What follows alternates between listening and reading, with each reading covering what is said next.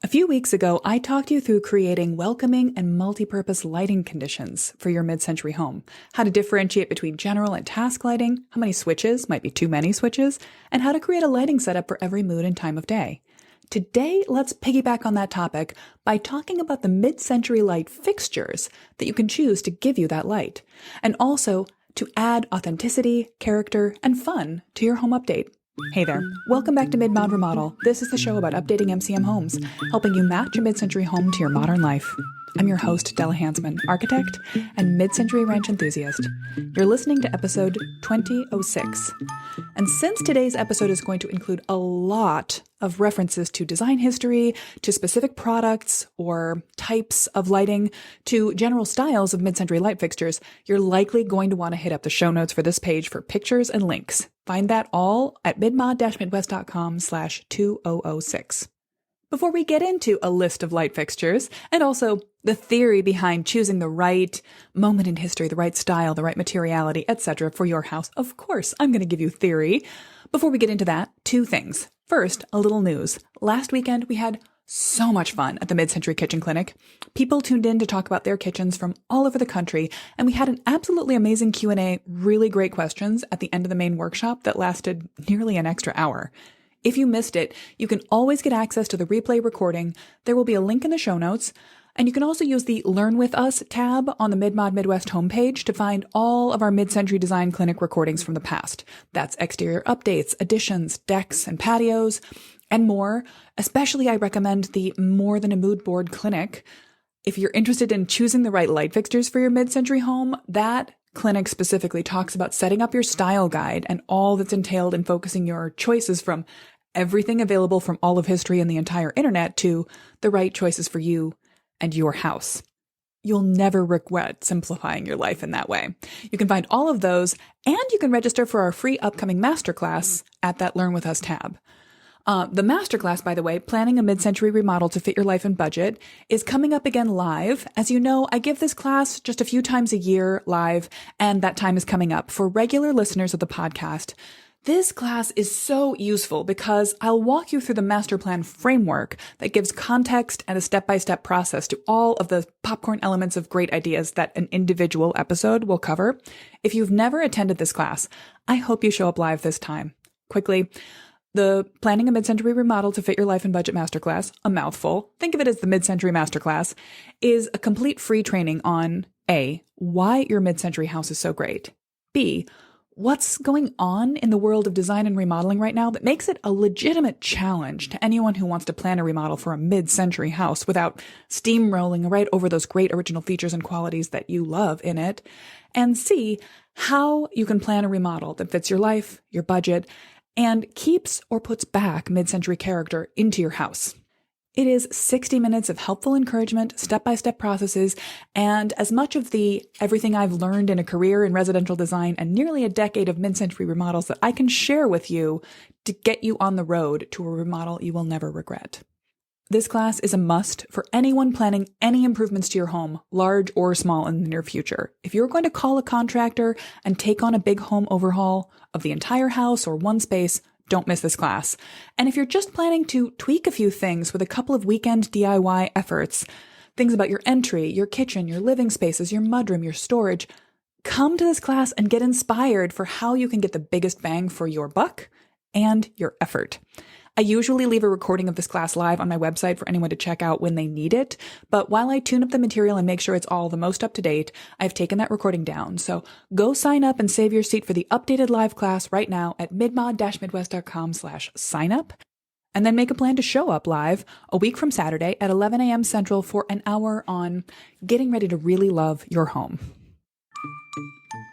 And here is our mid-mod design tip of the week. Let's talk about how to plan properly for an addition.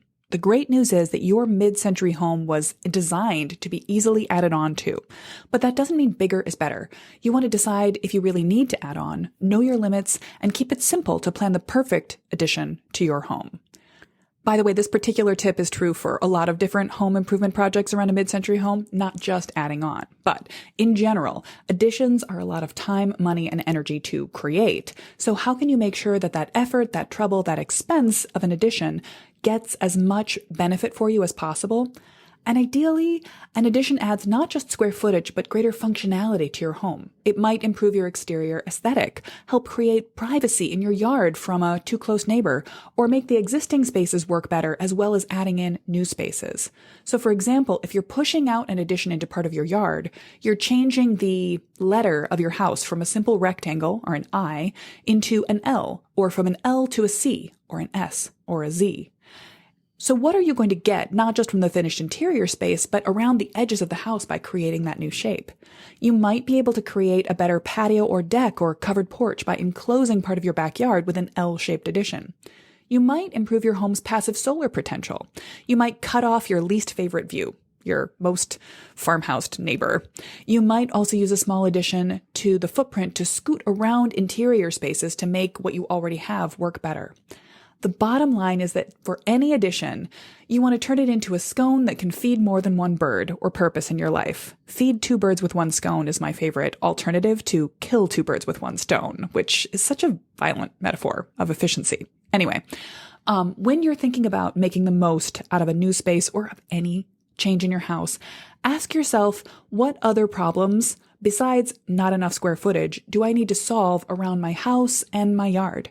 Do I feel like the views surrounding my property are working to their best? How can my addition help with that?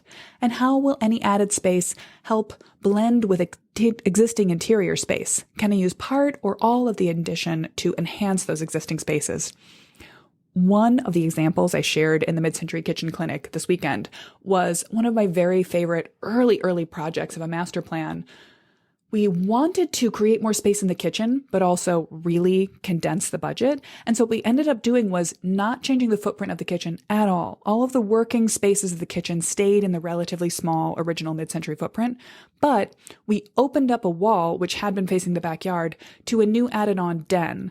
And we doubled the counter space. What it had been wall-facing became a peninsula, looking out into a lovely new den space. So we were able to double the feeling of the size of the kitchen without doing any expensive build a brand new kitchen and brand new footprint adding on. That really allowed the simple box structure of a new post and beam elevated ceiling den looking into the backyard to do the job of also increasing the space in the kitchen. How can you feed two birds with one scone? So if you've got this part dialed in, you're ready for the rest of my pre-addition checklist. Grab that in free PDF form at midnod-midwest.com/additions for all of the things you should consider before adding on to a mid-century home. And of course, I'll just link it in the show notes, which you can also find at midmod-midwest.com/2006. All right. 2 weeks ago, we talked about how to think about the lighting quality in a mid-century room, and acknowledging that mid-century rooms don't have a lot of wired-in lighting. They often feel dim once everything has been moved out. Once the estate sale is over and you're looking at an empty mid-century house, it does not have a lot of light you can turn on with a switch. But that doesn't mean it doesn't have a lot of potential for light. The mid-century was an era in which people expected to furnish their home with light fixtures as well as other types of furniture. It's important to do what the mid-century modern folks did and add light fixtures to your house, because you can really ruin your day-to-day experience by living in dimly or too harshly lit spaces. The experiential quality of living in your house is hugely affected by the lighting quality in your rooms.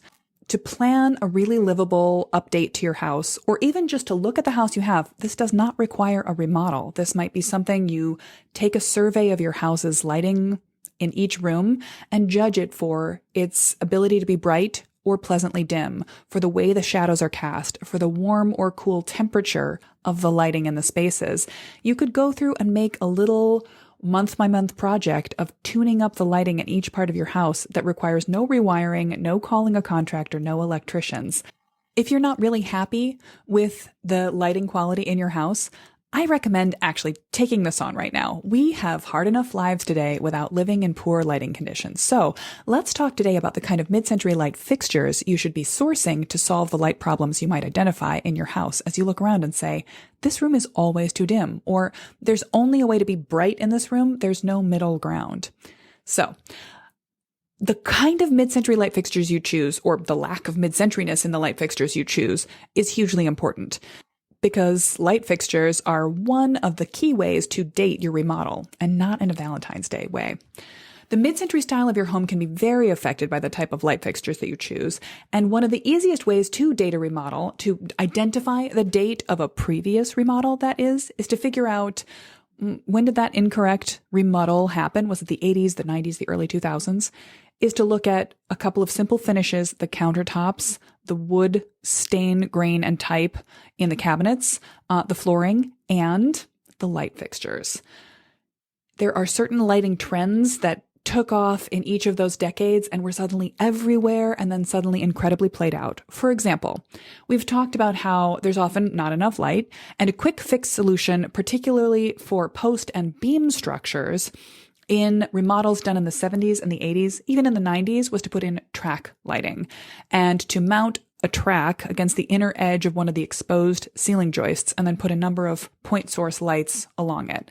Now, this isn't necessarily the worst idea in the world functionality, but track lighting, one, is not aesthetically pleasing to look at. It's not a mid-century light fixture. And two, it's going to throw a pretty specific light. It was often used to sort of put directional task lighting in different places, but it's mounted too high to be really effective. And again, you walk into a space that has a bunch of track lighting mounted against the beams, and you immediately know those are not mid-century light fixtures. This is not a mid-century era remodel. This is probably a 90s remodel. In the early 2000s, there was a craze for adding pendants to your kitchen that had Italian imported glass shades that were multicolored, sort of a Venetian combination of materials. Often it was like little different specks of different colored glass melded together in interesting patterns. They're quite beautiful as objects, but again, because they were incredibly trendy, they hit their peak of popularity at a moment in the past, which was not a moment for mid-century light fixtures. So they immediately date the house. They go hand in hand with black granite countertops, and they date the house to the early 2000s. Or rather, they date the remodel to that moment. Let's do one more example. In the late 90s, there was a craze for Tiffany glass lamps, and you'll often see these in big pendant light over a dining table with a complicated sort of Art Nouveau or possibly even Frank Lloyd Wright, more rectilinear style multi-glass, leaded glass shape. Maybe the most cheesy version of this is over a pool table in a basement that says something like pool spelled out in glass. But my parents absolutely chose one of these, did not say pool, for their dining table.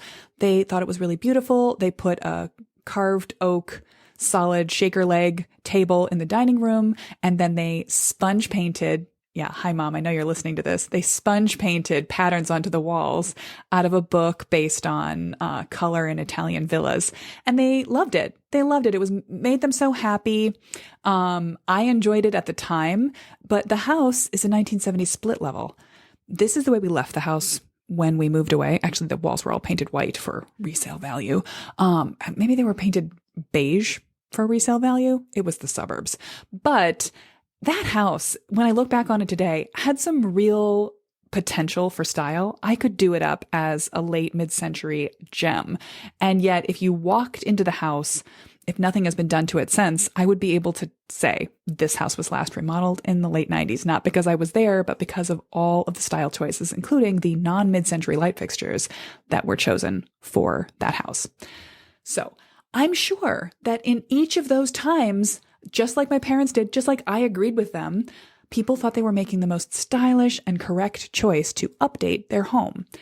And to be perfectly frank, there is a risk that any choice we make today for a modern mid-century light fixture update, even if we think of it as mid-century as the internet will give us, or sort of quote-unquote mid-century modern, they may end up reading more 2025 than actually vintage mid-century. It is just impossible to see outside of our own taste in this moment. There are some things you like and that I like that feel mid-century enough to us, but will look 2025 to the future. Like I say, a certain amount of this is inevitable, but we can avoid it. And so here are a few techniques you can use individually or in combination to future-proof your mid-century light fixtures. 1, you can source legitimately vintage pieces, mostly or entirely. 2, you can source from modern companies that are licensed to create vintage designs, like the Nelson bubble lamp, which you would buy new but is based on the pattern and the licensed design that George Nelson created back in the 1960s. Or 3, you can make sure that the materiality of the light fixtures you choose is sourced from the vintage material palettes that would have been appropriate in the era of your house, or in the area your house is aiming towards. This is where your style guide is going to come into focus, and there's always the freedom to just choose what you like, of course. I don't recommend that you intentionally choose a style that is not mid-century. Non-mid-century light fixtures chosen specifically from some other era will diminish the quality of your house. You're never going to turn it into a different style of house, but if you're listening to this episode right now, you're probably not going to make that decision anyway. So let's go more into detail of each of those options. We can look for legitimately vintage pieces, we can look for modern reproductions, or we can use the materiality, the style guide palette, to choose modern lights that are not necessarily intended to be mid-century, but will play nicely with mid-century materials. Beginning with high design, let's talk about the reach, the things you can Google, the name brand light fixtures and designs. This will be a little bit of an incomplete roundup, but some of my favorite, or the things that pop to my mind when I think of name brand or designer name mid-century features. This is going to include a lot of Danish and Italian designers. Top of mind for me is Arne Jacobsen. His AJ lamp, the desk or floor lamp, was originally designed in 1957 for the SAS Royal Hotel in Copenhagen. And you might know of Arne Jacobsen from his chair designs. The ant chair is a distinctive design in bent plywood, and also his egg chair, which showed up in Men in Black and in Zoolander. The AJ lamp is just such a great little plug-and-play thing. You can put it on your desk. It requires no design intervention whatsoever. You don't even have to mount it from the ceiling. And it has such a jaunty design. It feels like it could easily be infused with Pixar personality because it has such an interesting asymmetrical character. And it just really, to me, embodies all of the qualities of great mid-century design. For higher drama, the Arco floor lamp, that's ARCO, again, links to these in the show notes. This is one you've seen replicas or knockoffs of everywhere, probably on CB2. It has a heavy base of marble block, and then there's a long post with a half circle arc that reaches the lamp into a center of another distant space. And the lamp shade itself, or the lamp reflector, is a slightly more than half hemisphere of metal. It's meant to match a really open plan layout of a modernist design. You can set it up near a wall, near a plug, or at the edge of a seating arrangement and have it land the light over a coffee table or exactly where you sit and read. This kind of high drama lamp is the sort of thing that it's fun to draw into my renderings of people's mid-century improvements, and just instantly going to add drama to any simple seating arrangement. If your furniture isn't the most mid-century, a high drama mid-century lamp can pull a minimalist sofa into the mid-century era. Let's see, when we're thinking of drama, probably the most dramatic mid-century light that has a name brand designer, I would say, is the artichoke pendant light. This was designed by Poul Henningsen, another Dane. It has 72 leaves that radiate downward to create an artichoke shape of all these little pieces that guard your eye from the bulb that's at the center. And it's just, yeah, I think of it as almost too much for, say, an 8-foot ceiling regular mid-century house, although you could make it the centerpiece of your space.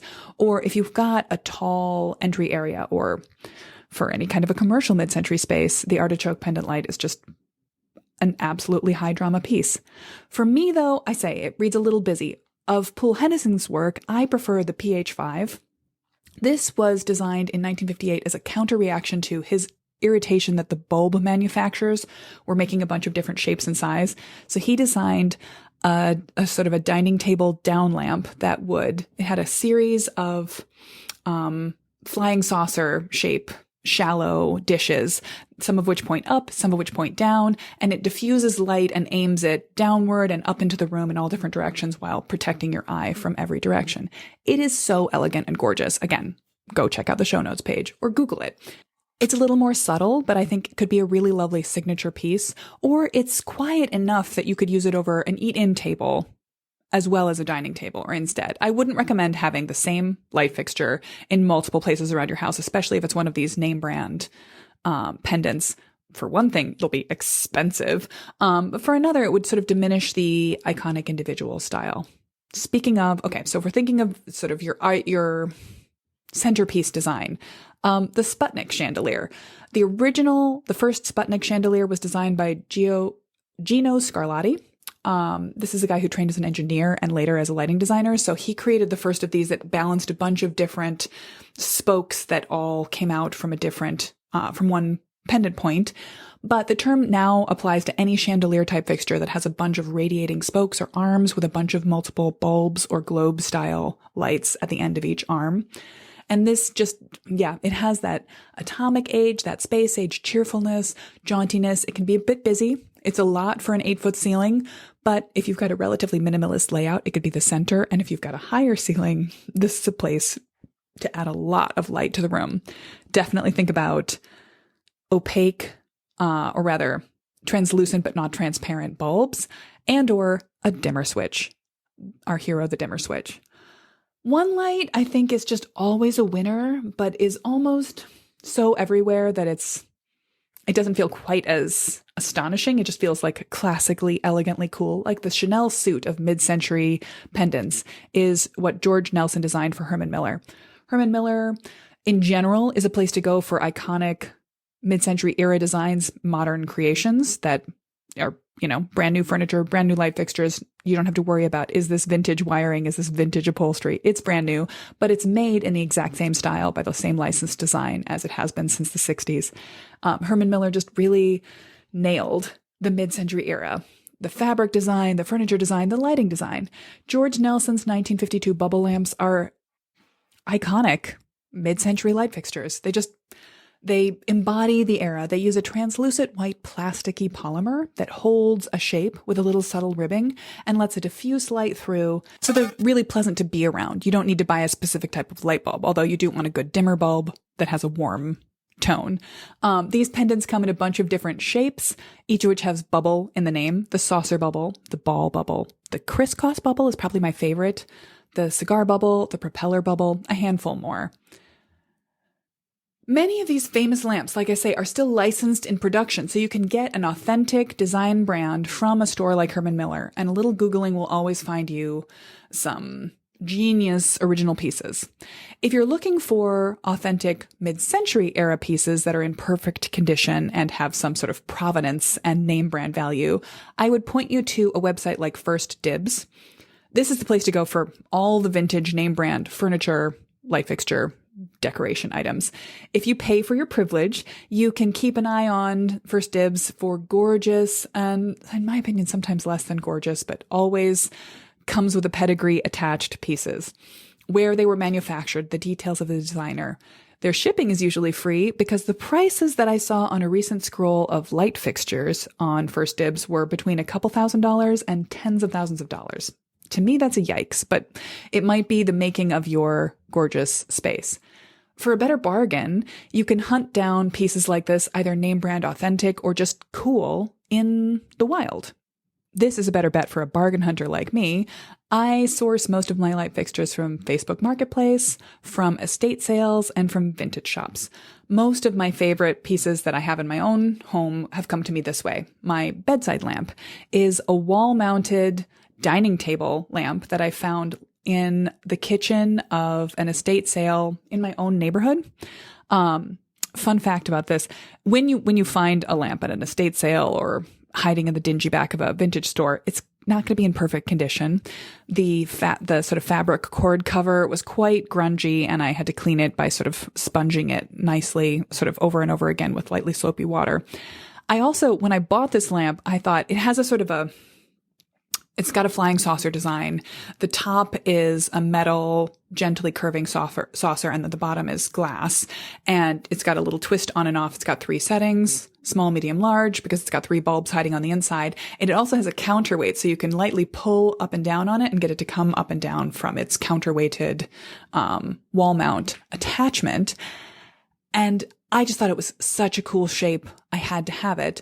I also thought it was brown, with a little bit of a cream pattern and some punch marks on the surface. When I got it home and cleaned it off, I realized that it was just covered in a layer of kitchen grime, maybe decades old. And it actually turned out to be black with a gold pattern on it. And I absolutely love it. I'll put a picture in the show notes page. Just happened to see that a neighborhood house was for sale, wandered into the estate sale, bought it off the wall. It's delight. Similarly, my very favorite item in my living room is the tension pole lamp that is the making of my otherwise modest little mid-century living room space. And I found that languishing in the corner, leaning up against a stall in the middle of Atomic Antiques here in Madison. The stall it was in is not particularly mid-century. This is where you really find your bargains.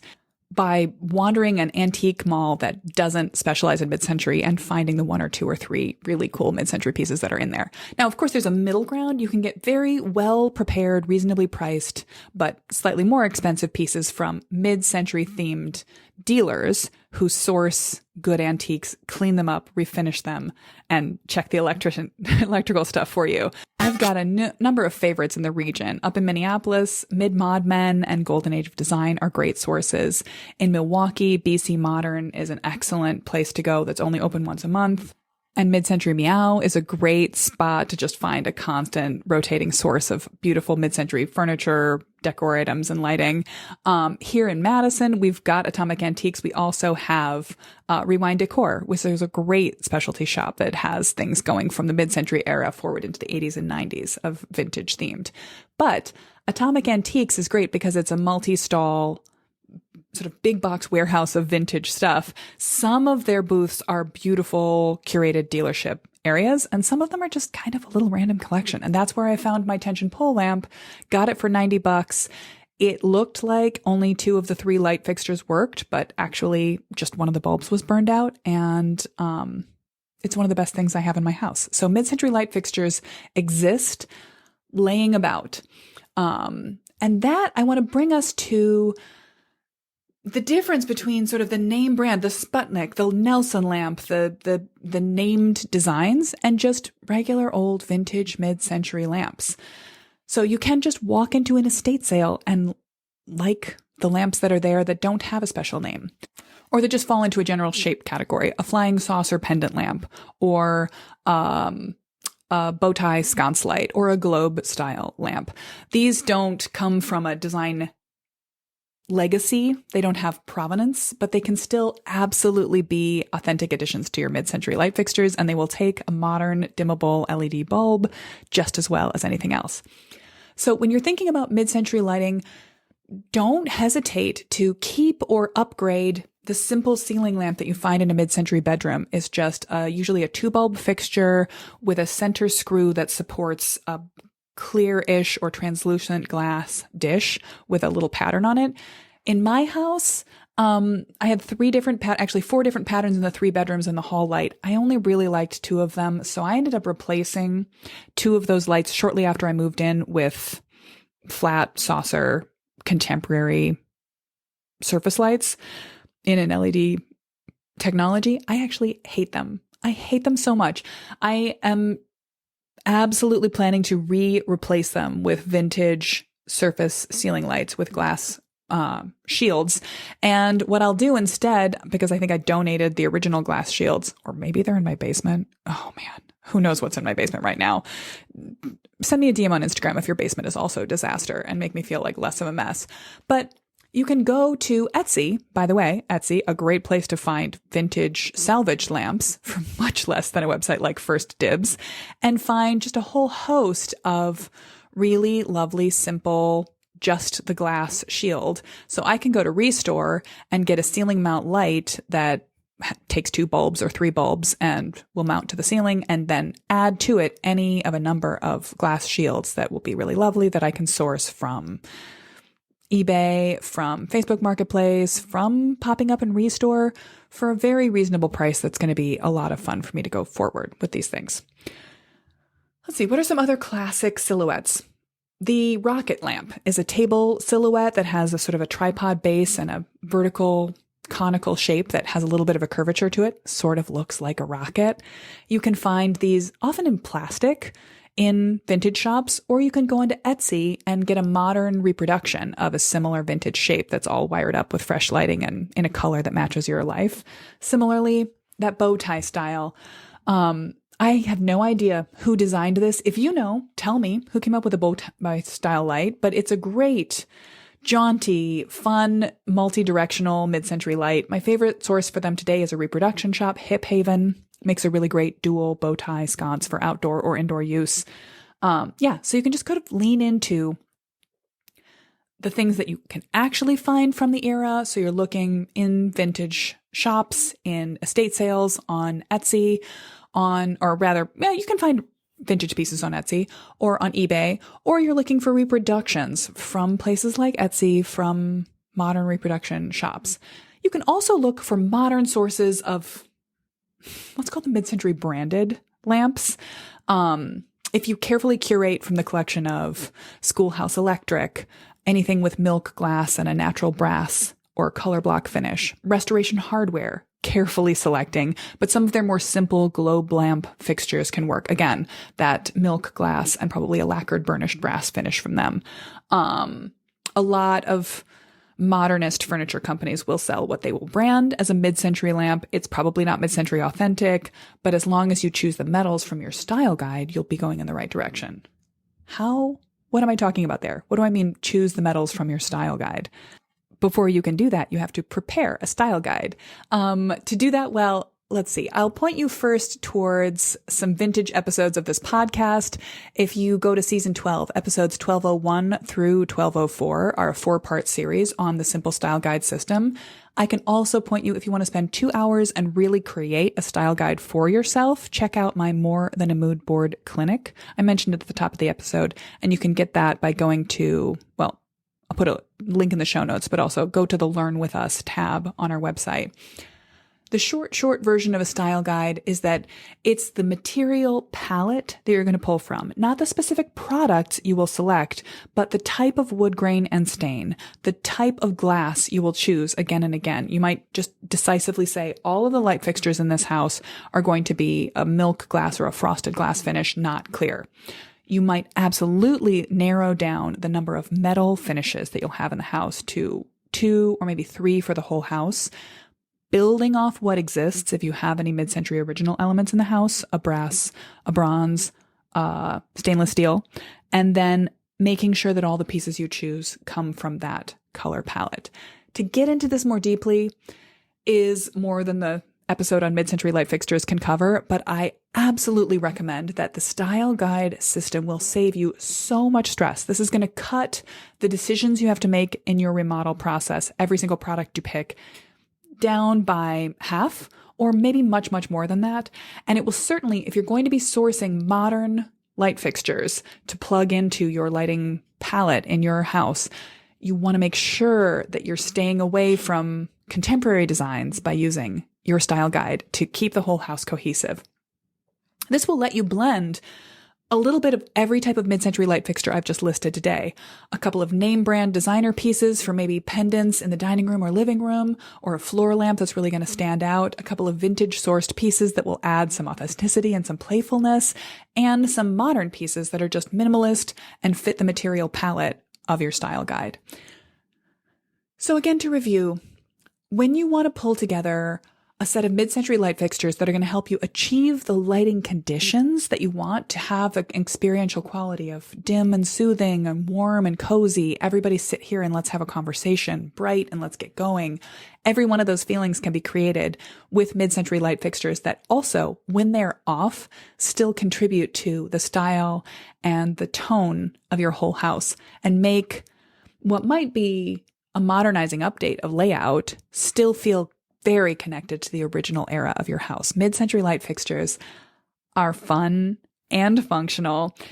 If you're speaking of functional, if you're sourcing vintage pieces, you might want to take them to an electrician in town and have the interior wiring reworked. This is absolutely something that can be done, and you will never know from the outside that it's happened, or just check over that the wiring is in good shape. It is. I don't want to over recommend what's possible, but with a little bit of simple study, wiring simple electrical fixtures is not rocket science. It is something you can teach yourself how to do. So you can at least do a first pass and see if you think that the lighting seems like it's in good condition before you go forward. Or you can think about assembling even a set of mid-century-ish modern fixtures from component pieces if you want an exact custom fit for a particular type of sconce or bathroom pendant or another fixture of that kind. I'm curious if there is a sort of name recognition, architect design, designerly type of mid-century light fixture that I have forgotten to add to this list. Definitely let me know. Hit me with an Instagram DM, email me with your favorite, something you found, something you long for, and I can add it to the show notes page or maybe put it in an Instagram story over the next couple of weeks. In the meantime, though, I encourage you to think about this as something you can actively do when you're not remodeling. You can always buy another pendant light, floor light, table light, and just plug it in and let it go on in your house. A simple rewiring job by a handyman electrician can allow you to switch out one pendant for another to really just change the tone of your house. If you're waiting on a bigger remodel, you can start to unremodel a bad previous job, a flip or a 90s job or an 80s job with switching out whatever light fixture you have for a mid-century light fixture, either an authentic vintage piece or a modern reproduction, or just something that fits the material palette of your house better. So mid-century light fixtures are a joy. They are beautiful to look at. They are fun to work with. They often are very effective guarding your eye from the sort of horrors of modern contemporary lighting, which has a lot of Edison bulbs where you're burning an LED filament right into your retinas. Not a great idea. Shudder. They often have frosted glass or proper shades that are going to protect your eye from direct contact with the light and throw the light into really interesting places. Oh, one thing I forgot to mention is if you want to lean into kitsch, you should think about a mid-century TV lamp. You know what? This isn't from the Mid-Mod Madness, but let's do mid-century TV lamps as our mid-century house feature of the week. Where do you come down on the classic mid-century TV lamp? We've got one in my family that I think has a scene of cowboys. I think it's just cowboys, so maybe that's a little bit less culturally inappropriate than it could be. And it's like a printed onto a heavily vinyl or plastic scene, and it's lashed to the metal frame, the sort of oval-shaped frame of the light fixture, the mid-century light fixture, with leatherette cord. It's not my favorite thing, but my dad loves it because it reminds him of his parents. And it actually gets into the practicality of a TV lamp. This was meant to prevent the feeling of just sitting completely in the dark, straining your eyes on a TV, particularly because older TVs were brighter and had more harsh contrast with the room. So a TV lamp, a dim bulb set near but not directly in the eye line of a TV, often with a very translucent shade around it, was meant not to reflect onto the TV surface itself, but to give you a little bit more light in the room. And they were also meant to be a decorative design. They could be on when the TV was not, and when they were off, they were still meant to be a focal feature of the room. But they are almost universally extremely kitschy, with scenes of somewhat culturally inappropriate other ethnicities or pilgrims or pioneers or cowboys. They were sort of meant to be playful and fun, and sometimes they don't really land anymore. But do you have a TV lamp near your TV or just as a decor item in your house? Do you like mid-century kitsch at all? Does this sound fun or interesting to you?